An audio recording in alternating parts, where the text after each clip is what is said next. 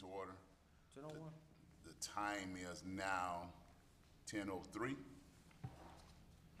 Calling the meeting to order. Okay,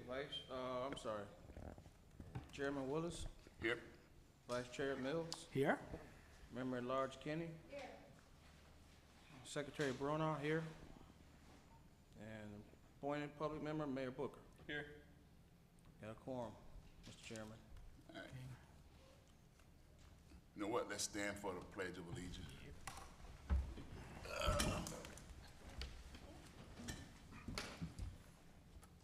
Pledge allegiance To the flag of the United States of America and to the republic for which it stands, one nation, under God, indivisible, with liberty and justice for all.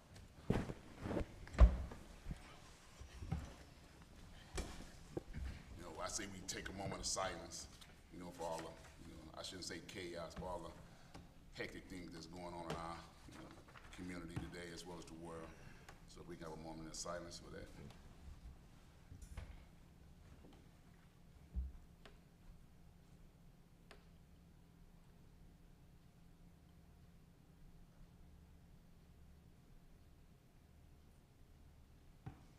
Okay. All right.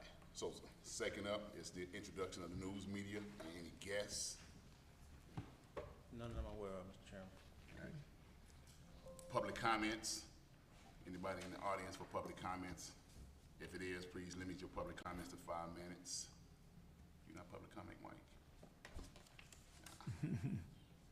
All right.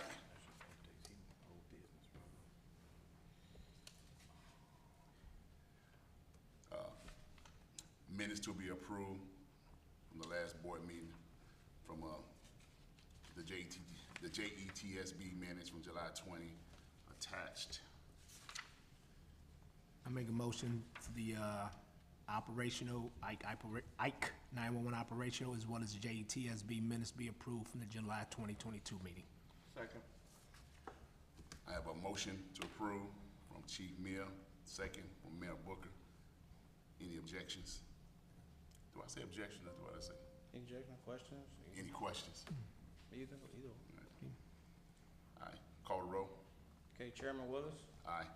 Vice Chair Mills. Yes. Appointed member Kenny. Yes. Secretary Bronaugh, yes. And appointed member Booker. Aye. Motion carries 5-0. New business, physical statistics and operation statistics from Mr. Reyes, IKE Director. Good morning. Good morning. Just going to go through the status updates for the dispatch center. For July of 1st to the 31st, IKE Center received 7,562 calls for via the 911 emergency and non-emergency lines, generating 3,623 calls for service. In comparison to this time last year, we received 8,237 calls via the same phone lines, and that generated 3,684 documented calls. The calls received were down 675 calls from last year. However, they were only down 61 service calls. So there's that stipulation there, not much of a change. The Maywood Telecommunicators successfully negotiated a new contract this past month. Broadview is still in negotiations on the new one. Broadview Telecommunicators near completion of their training. Once completed, she will be assigned to the midnight shift. EMD classes are still being sought to get telecommunicators certified and or recertified. We're looking into, at this time, probably gonna have to do online training. With the COVID stuff, a lot of places are no longer doing in person, so that's gonna be our new line. There's other options, but I'm gonna go through these online attempts to get everybody certified. As far as the balance for the IKE account, it is at $742,267.84. Any questions for Mr. Reyes? I have a question. Are there, with the new Zetron system up and running at both villages, are there any issues that you guys have been encountering or anything? Not issues that where I guess the system's not working properly. We just did run across a couple of things as to how the Z-Tron system is set up. When there's a tone out for a department, say Maywood gets a tone out for a call for service, if Broadview gets a call within like a minute of their call, even though they acknowledge the call, it's supposed to clear it so they can receive another tone out. Broadview will hear it. What if Broadview gets a call within that minute and they get toned out, the Maywood station will hear their tone out as well, and vice versa. So that's one thing that we were learning. We have like a button Yeah. that we just hit acknowledge. Yeah. Yeah, and that's a delay of 45 seconds to a minute. So technically, it clears the board for the fire department, so if and when we get another call, we can then retone them out, and they get that information. But as a default, it sticks with like 45 to 60 seconds, it'll just Yes. repeat. Right, so if you have any further information from the time they acknowledge, they can still hear it. So we're coming across, and it's just how it's set up, because it's coming from the Ike Center to two different departments, and it's run through one line, for lack of a better word. I don't have the terminology for that, but so they're interconnected. So Can it be fixed or changed? I think that's the only way they were able to set it up, where it would work for both departments. I mean, it's not a It doesn't happen huge, a lot. right, You just have to, I mean, in the middle of the night, I'm sure it's the same way in Maywood, in the middle of the night, the ambulance gets a call, we have to get out and the officer has to hit the acknowledge button, just so it closes it out. I Right. mean, you have to hit the acknowledge button regardless. It's the rare occasion that we have a call at the same time that you hear. Yeah, that, Still, when you clear it out, clear it. so that's really the only issue that there's been otherwise. Okay. Thank you. Any more questions? Do I make a motion to accept Mr. Accept the Reyes' report, yeah. report? Move to approve? Second. Have a motion on the table from Mayor Booker and a second by Chief Mills. Any questions? Call the roll, please. okay, our Chairman Willis, Aye. Vice Chair Mills, Aye. Member at Large Kenny, Aye. Secretary Bruno, aye. Appointed Public Member Booker, Aye. motion carries 5-0. Still under new business, letter B, the approval of expenses. The communication center, for the communication center system maintenance. You want to speak on that, Mr. Aiken? Lieutenant Aiken, I'm sorry.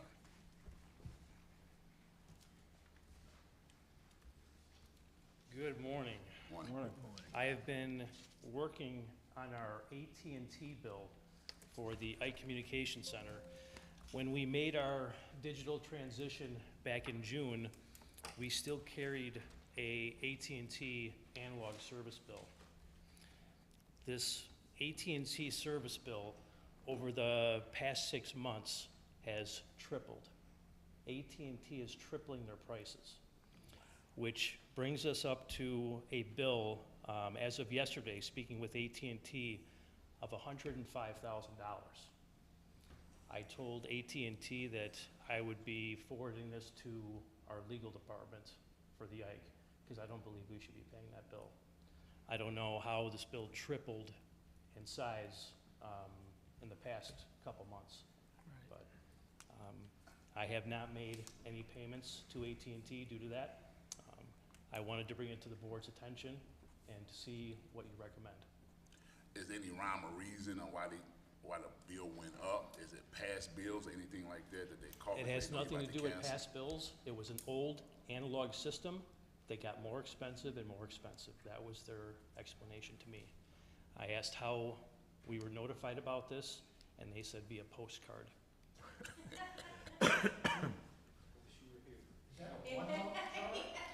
So, yes, so from December to January, they were charging $11,431 per month. At the end, from May to June, it was $28,017 a month. Have they provided any services under this analog system? Not since the beginning of June, because that's when we went to digital. You know, we should not pay any. I mean, if they're not delivering services, what are we paying for? It's as simple as that. That's why I told them they wouldn't be receiving a bill until I brought it to the board's attention, or receiving payment. So the question I would have then, so in reference to Chi-Con, Chicago Communication, are they linked to AT&T? No. So there's no linkage there? No. Why do we still have an active account with them? With whom? Is this like a bill that keeps coming? From AT&T? Yeah, but I'm saying like, if we haven't used their services since June, why is the account still active? There were 7 other lines on that account that went from Westchester to Bellwood to Hines, Maywood, and Broadview for our old net. And those were still active, not the IKE lines, the surrounding towns that kept everything together with the old net 17. And those were just canceled once I was aware that those were active. Thank you. You're welcome. So we should get all those pertinent documents and everything and I have them. send it over to the council for review, okay? Any questions? And we should Okay.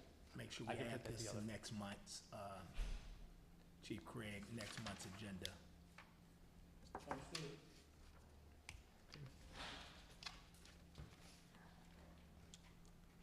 Is, hey Lieutenant, Yes, sir. is this Fifth Third Bank, is this yours? Are you briefing this Fifth Third Bank? Yes, that's our 60 days of our past payments and contributions for the IKE Center. There's nothing you want to talk about on this? If you have any questions, I'm more than happy to answer any questions you might have.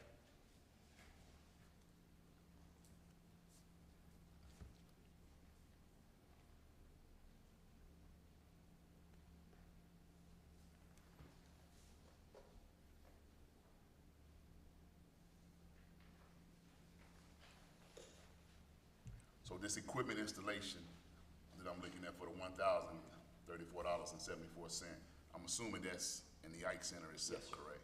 Okay. Yeah. Is that an upgrade or is that a maintenance service or what? That was an upgrade. That's new. They only bill us for new installations. They don't bill us for repair because that's under our contract. Gotcha. Okay. All right, any questions for Lieutenant Aiken? Get a motion to accept the Lieutenant Aiken report. I make a motion to accept the approval of expenses for the Ike 911. Second. All right, got a motion on the table from Chief Mills to accept, second by Mayor Booker. Any questions? Please call the roll. Okay, Chairman Willis, Aye. Vice Chair Mills, Aye. Member Lars Kenny, Aye. Secretary Brown, aye. And appointed public member Booker, Aye. motion carries unanimous. Going into old business, number 6. Update from Maywood Council establishing the Ike 911 Emergency Joint Agency as an independent agency. I'll do B at the same time too. Real briefly, I am almost done with the update to the IGA. I should have it done by Thursday of this week, Friday. I'll push it over to Broadview's legal counsel, Tiffany, for her review. So at the next meeting, we should be in a position to discuss it and then move it to our boards. In the last couple weeks, I have confirmed that Maywood's new TCO contract, labor contract, did contain transition language that was in our original TCO contract. That didn't get dropped out during our hiatus when things got finished up, and so we're good there. I think we just need to confirm with Broadview that they have similar transition language that acknowledges in their TCO contract that upon the ITAC going to a separate single employee agency other than Broadview and Maywood, that their labor contract and the union understands that. Everybody's aware of it. I just was concerned that the provision we put in several years ago in anticipating creating Ike might have created Ike and dropped out, but at least in our contract it's still there. So just if Broadview side can confirm that during the negotiations and make sure that's in there, it'll make it an easy transition to going to a single employee entity. Should we motion to table this until the next meeting? Yeah, that's what I was Yeah, gonna, we'll carry this over to the next meeting. I'll do a new report, but should we, can Broadview Broadview talk to their legal, or should my labor counsel talk to Broadview's labor counsel? What do you think? I was just relayed, I'm here for Tiffany, by the way, from Delgado. So, yeah, my understanding is that she will hear from you, and then I don't know how she wants to move forward with it, so. When I send the IGA to her on Friday, I'll put a notation in there. I'll give her the language from the Maywood contract, and just say, hey, you know, if it's not already anticipated in being added to the Broadview CBA for their TCO contract, I'll just suggest that they, you know, include something similar to what we added to our TCO contract. And that's all I have for those two items.